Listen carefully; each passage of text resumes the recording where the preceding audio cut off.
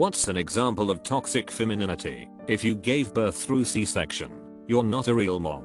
What the hell? Suddenly 9 months of pregnancy, a terrifying procedure, and caring for a newborn doesn't count because the baby from his mother's womb was untimely ripped. Whose baby is this then, since apparently no mothers are present?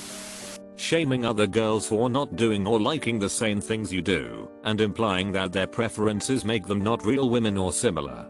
Basically saying that your way to be a woman is the only valid way. My friend group used to be painfully toxic. It drove me crazy. My 2 closest female friends were pretty into going out on weekends, really dressed up, to get guys' attention. There is absolutely nothing wrong with that except for the fact that they disliked that I didn't join them. Me, a lesbian who, at the time, was in a serious relationship. They'd get upset that I chose skinny jeans and cardigans over cocktail dresses and heels. I wore a lot of flats and tried to make me feel bad about myself so that I'd be more like them. They invited me to a party once that required dresses, so me, who wasn't super into them at all at the time, being me, I borrowed one, and they begged me to not wear a cardigan just because they thought I should show more skin at parties. I brought a cardigan with me, put it on, and found a guy in an outlandish tux who helped me do shenanigans all night. Stayed friends with the guy and talked to neither of the girls anymore because their expectations were unrealistic and they liked me better as who they wanted me to be than who I was. One got married to a guy who likes Skyrim.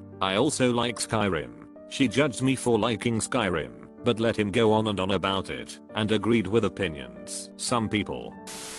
I've started reading a lot of forums of expecting mothers and mothers, and it's terrifying to see how much pressure there is regarding birthing and motherhood. You'll never be a proper mother. If you have a C-section, you will never bond properly / be a good mother. If you don't breastfeed, if you don't do X or Y or Z, your child will be unhappy, unloved, and will die, and it will be your fault. And measuring a woman's worth over the power of their bottom parts. Shame on you for doing IVF. There must be something wrong.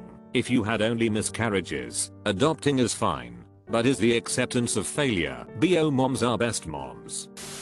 Whatever is happening in Facebook mom groups, some women are so out of touch with reality and high on toxic femininity that they think their uteruses are better than any doctor and that their feminine intuition supersedes any medical testing or intervention available today. Women are being brainwashed into skipping fetal testing and to avoid medical intervention even in life or death situations. It is literally killing mothers and babies and injuring a lot more. The quote, "If you can't handle me at my worst, you don't deserve me at my best." Basically expecting a partner to put up with your drama as proof of them actually being into you, or making them jump through hoops to prove they're into you. A lot of the answers here are women doing bad things, but that's not what toxic femininity is. Just as men doing bad things isn't toxic masculinity. Toxic masculinity is the expectations placed on men by society that are ultimately harmful to men. Expectations of how a real man is supposed to act, like a real man is always strong or a real man doesn't show emotions. That means the female equivalent would be the expectations placed on women of what a real woman is supposed to be. Things like a woman should place raising a family above a career, or a woman's worth is defined by her looks.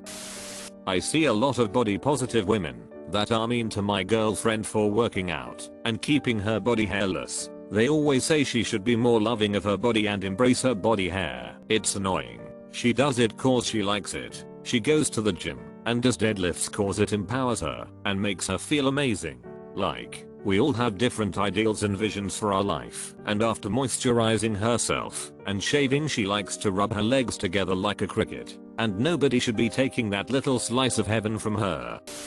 Believing that it's a man's job to impress her when she's dating. Screw that. If you like someone, act as though you like them. Dating is an equal exchange of time and emotional labor. If she feels like she needs further financial compensation beyond that, paying for the food / show / whatever it is, then maybe she don't like him enough. My son is high functioning autistic. My ex still knew this and knew he hated being touched. He loathed being touched. She would make a huge deal about giving him a hug like it was some kind of game for her. He would protest and tell her to stop, and she wouldn't. We would tell her to knock it off, and she'd laugh like it was all in fun. One day she sneaks up on him and hugs him while laughing. He grabs her and throws her into the refrigerator using all the strength you would expect from a surprised person defending themselves. She starts screaming. She runs to me and claims my son assaulted her, and I was like, "We've been warning you for years. You've been assaulting him, and he's finally defending himself, like we told you he would." She now claims we're raising an abuser, but my son is a gentle person, now 20, who wouldn't hurt anyone unless provoked. Touching without permission. There's a bit of a double standard when it comes to touching in the workplace. I'm big on permission.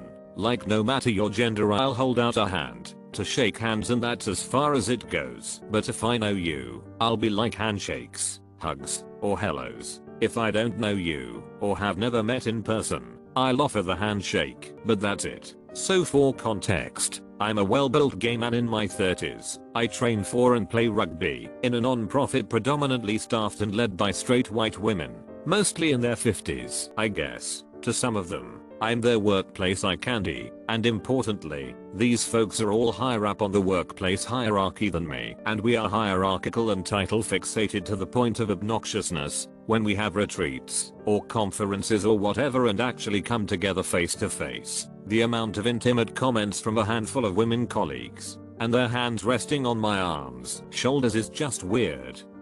They often follow up with a comment about my body itself, like, "Ooh, you've been working out," or "your arms/chest looks so big in that shirt," as though maybe because I'm gay, it's safe to hit on me at work, and it just like escalates at social events where there's alcohol, like it goes to straight up caressing and grabbing, and it's just so uncomfortable. I'm also drinking, and somehow I'm able to keep my hands to myself. Anyone can harass anyone else. But there does seem to be a certain level of permission afforded here that is unacceptable in other ways. These are otherwise very much feminist people. Why can't we all extend each other the same courtesy regardless of gender and just not do this? As a general sap, nobody is entitled to touch your body without your permission.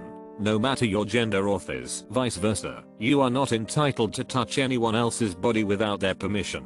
No matter your gender or Defaulting to the female parental figure in all things child related. I worked an hour's drive away. My husband worked 15 minutes away. We clearly listed him as a primary emergency contact on all school forms and even noted that he was closest. We told the kid to specifically request they call dad every time there was an emergency. Guess who got called? I would then instruct them to call my husband, because my leaving work to take the kid home means they have to deal with an extra hour or so of projectile vomit, or whatever. We ended up just listing his number as mine. Stupid. Testing. This applies to testing their romantic partners, just as much as their friends or family, where they intentionally put someone in a situation that is rigged against them, in order to judge them in some fashion, based on their reaction. I'm not claiming this is a feminine only trait, but in my personal experience I've seen it come from women much more than men. My sister's friend recently gave her permission to pursue a guy they were mutually attracted to. My sister did, and it turned out that the friend was only testing to see if my sister was a real friend or not. Yikes.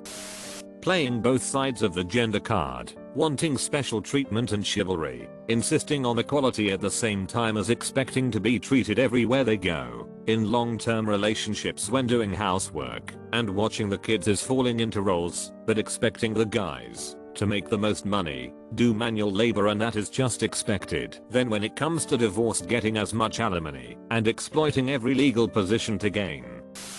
Girls who hit guys because they know the guy won't hit them back. My husband and I have gotten into huge fights with his sister and her husband over this. Their daughter hit our son because it's fun, and she can. He hit her back. Bill told him he couldn't hit her because she was a girl. Got very upset when we told him not to teach our kid that, and that he was just teaching his daughter it was okay to hit boys because she wants to. He accused us of raising him to be a bully, and we corrected that we are teaching him that he shouldn't be hitting anyone unless he was defending himself. We pointed out she has a history of hitting him because it's fun to her, and we've had to discipline her in the past for it. We babysat her for years, and he outright denied and refused to believe his daughter would do that. We didn't talk for a long time, and we didn't have to babysit anymore.